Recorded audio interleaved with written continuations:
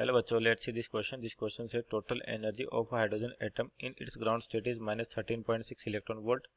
If the potential energy in the first excited state is taken as 0, then the total energy in the ground state will be.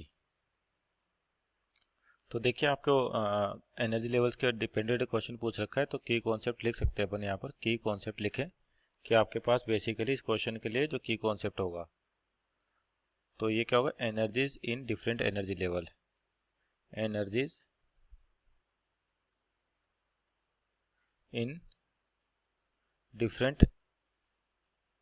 different energy levels.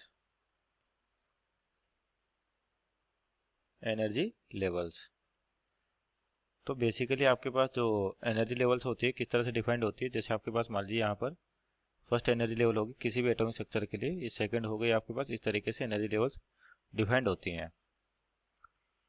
अब इसको तो बोला जाता है n equal to 1 से start कर, तो n equal to 1, n equal to 2, n equal to 3, इस तरीके से कंटिन्यू चलती रहती है. कहाँ तक? अप टू इनफाइनाइट तक. और ये कहलाते हैं आपके पास ग्राउंड स्टेट. ये होती है आपके पास फर्स्ट एक्साइटेड स्टेट.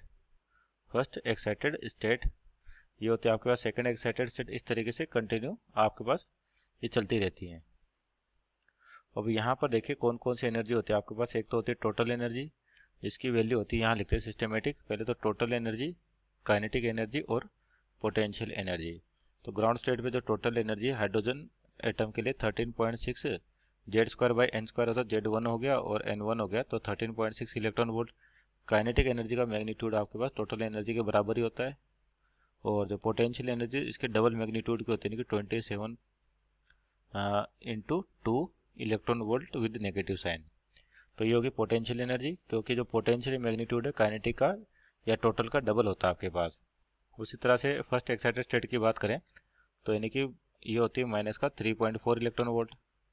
कहाँ से आती है आपका? जो बेसिक एनर्जी इक्वेशन होती है आपके पास, total -13.6 Z square by N square. तो जेड तो 1 है आपके पास, एन की वैल्यू क्या 2 है, तो डिवाइड करेंगे इसको 3.4. और काइनेटिक भी क्या हो जाएगी 3.4 इलेक्ट्रॉन वोल्ट.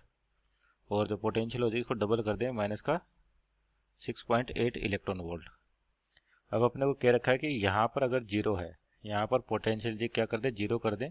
इसका मतलब क्या है कि आपको 6.8 इलेक्ट्रॉन वोल्ट एनर्जी ऐड करनी पड़ेगी. तो ये आपके पास हर एक एनर्जी लेवल पे ऐड अप हो जाएगी. तो 6.8 जब यहाँ ऐड किया तो 6.8 यहाँ पे, क्योंकि जो एनर्जी का डिफरेंस है इन दोनों के बीच में, एनर्जी लेवल्स के बीच में, ये सेम रहता है. तो अगर रेफरेंस चेंज करेंगे ओनली यहाँ पर तो 6.8. और आपसे पूछा कि टोटल एनर्जी पूछिए किसके अंदर, ग्राउंड स्टेट पर. तो टोटल एनर्जी यानी कि इसमें भी 6.8 होगा, तो टोटल एनर्जी जो हो जाएगी वो हो जाएगी -13.6 plus 6.8.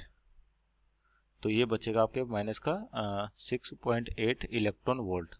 Means our final answer is 6.8 electron volt. Option देखे तो option number C is our right answer. Hope you understood well. Best of luck.